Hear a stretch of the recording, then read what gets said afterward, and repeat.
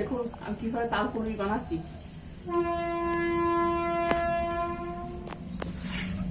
ভুটের উনুনে লোহার কড়াই করে সর্ষের তেলে তাল পুরিগুলো বানাচ্ছি।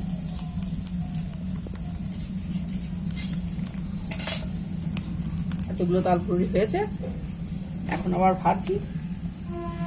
এই তাল মাইটার মধ্যে চালের গুঁড়ি, সাদা ময়দা, একটু গোলমরিচের গুঁড়ো, চিনি, একটু নারকেল কোড়া সব রকম দিয়েছি, দিয়ে ফেটিয়ে নিয়ে রেখে দিয়েছিলাম ঢাকা দিয়ে।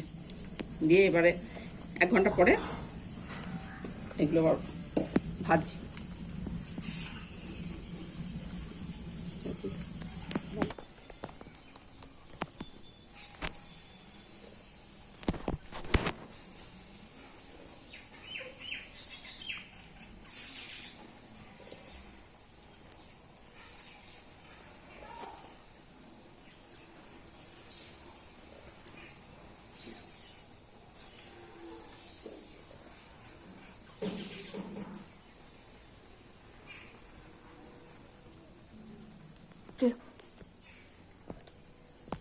উনুনে তাল পুরি করা কেমন লাগলো মাটির উনুনে বলবেন, কমেন্টে জানাবেন।